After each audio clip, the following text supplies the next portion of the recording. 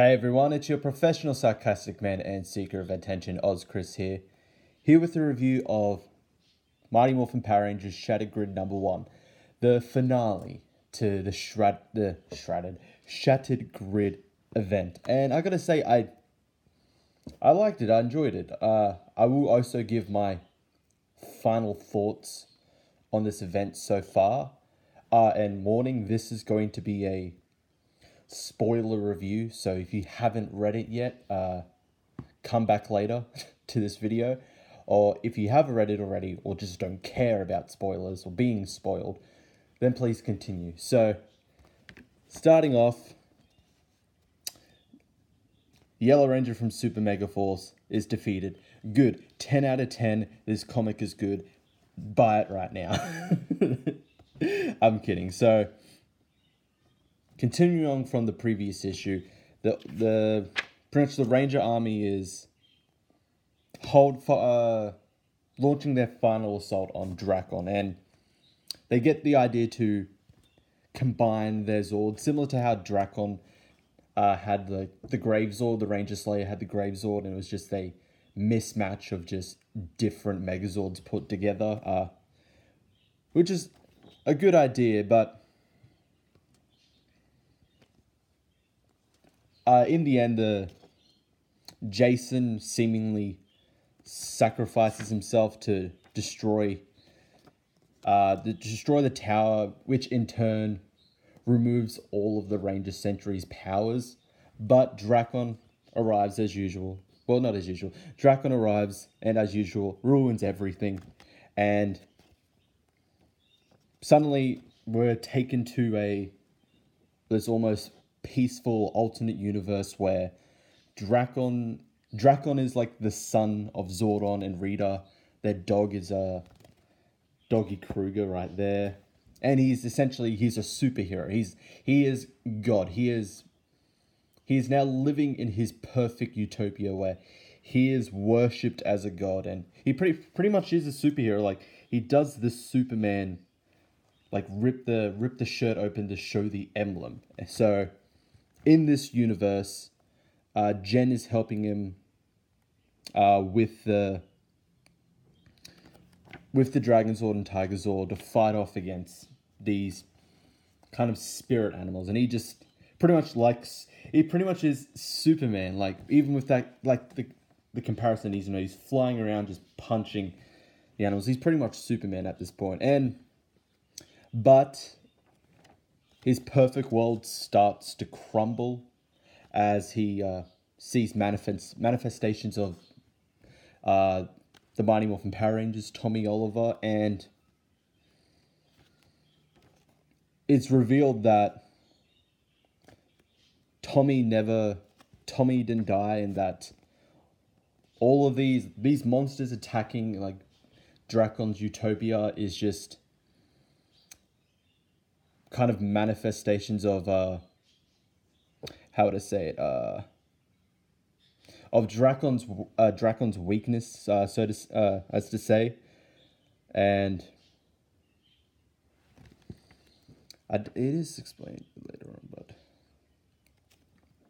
but in the end, the original Tommy is brought back, having revealed that when the Ranger Slayer in the previous issue of Go-Go Power Rangers shot the Chaos Crystal at him, when Drakkon killed him present day, the two Chaos Crystals reacted, hence Tommy's soul was sent into a limbo where he could be resurrected later on, or not be affected by what Drakkon is going to do, which was to create a different, pretty much a utopian universe. And with it, Tommy he restores everyone's true memories of the events, and also reveals that the emissaries, the masters of like the morphing grid and all that, also survived and are helping Tommy restore the universe after Drakkon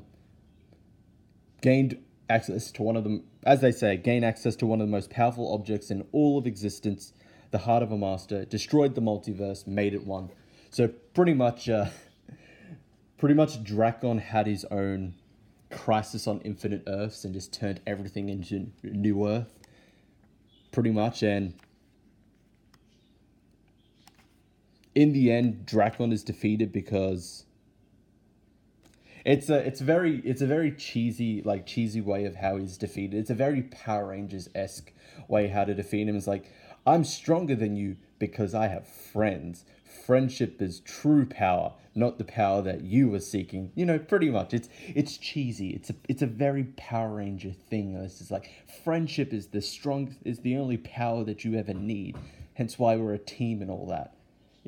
While it's cheesy, like I said, it's a Power Rangers kind of cliche trope, so I can appreciate that. It wasn't bad. It's like, of course it's going to be something like that. He's like, he's a god. How I don't think there was any possible other way that he could defeat a god, but in the end, Drakkon is finally defeated.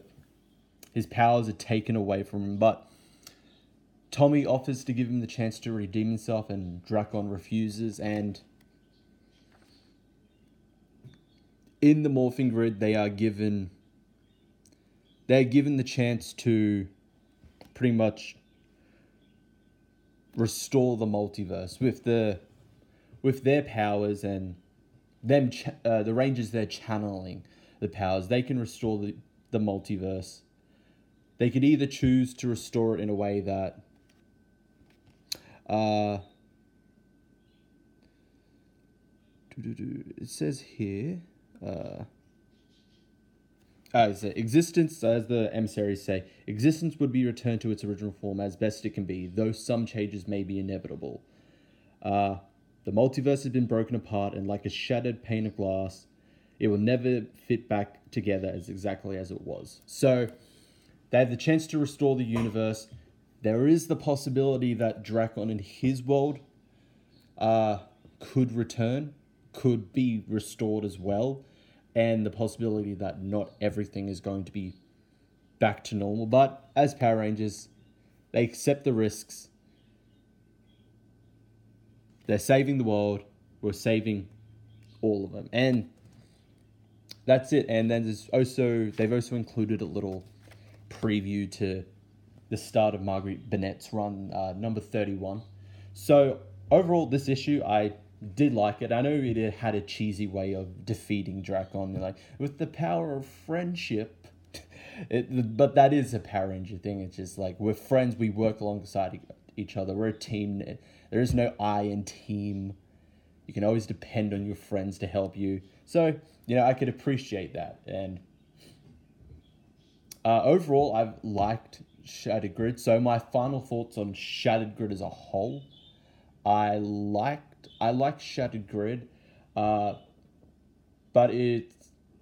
even though Go-Go Power Rangers was like listed as like, this is a part of Shattered Grid, it felt more like a tie-in. It really didn't, except for the latest issue where you see Ranger Slayer Kimberly shoot young Tommy with the Chaos Crystal.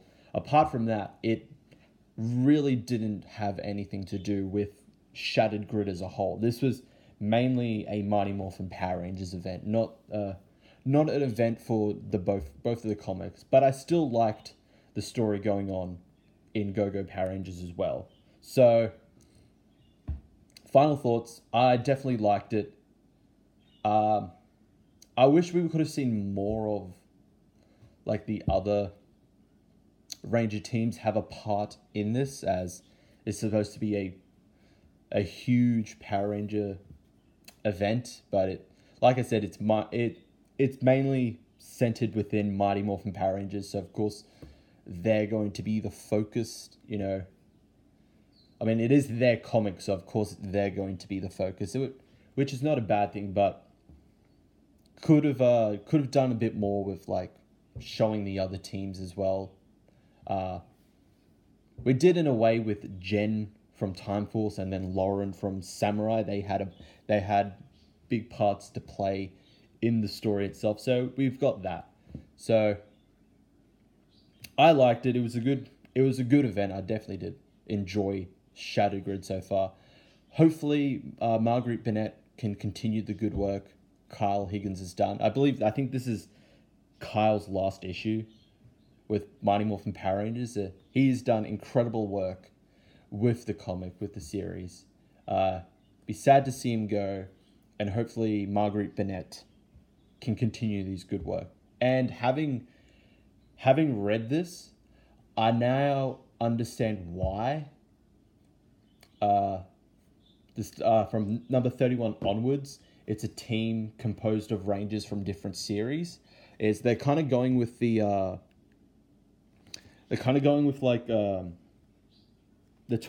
Marvel's 2015 Secret Wars, like the end where like the fantastic Reed and Sue, Reed restores the multiverse, but him, Sue, and their kids, they're all missing. So that makes it now makes more sense why in the Mighty Morphin Power Ranger comic, that series, why it's now it's a mix and match of teams, of Rangers from different teams. I'm assuming is because these guys, they're missing, or they're busy restoring the multiverse or something like that. So it could possibly be like almost similar to like Guardians of the Galaxy. Then, Annihilation affected the cosmic parts of Marvel. There needs to be a team to protect the galaxy. So in this one, there still needs to be a Power Ranger team to protect everyone, and it is built up. It's built up, especially in this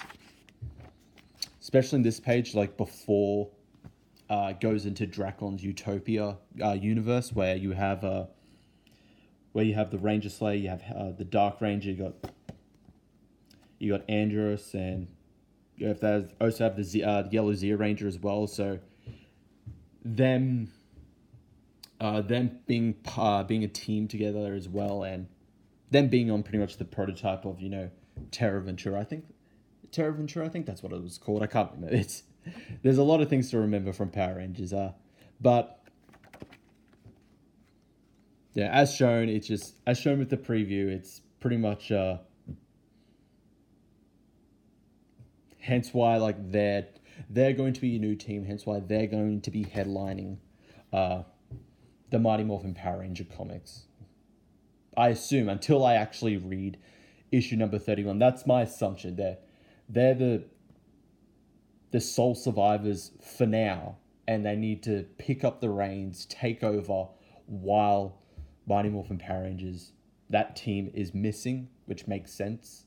So hopefully Marguerite Bennett can continue the good work that Kyle Higgins has done. As I've said in numerous videos before, I've heard she's good on some things, she's not so good on other things. There's mixed opinions about her work. All I can do, or anyone that has been reading the series, all we can do is hope that she continues the good work, that it is still good. And that's it for this video. Leave a like, subscribe and hit the notification bell if you haven't already. Leave a comment, check out my Twitter, check out my previous videos, and I will see you all next time.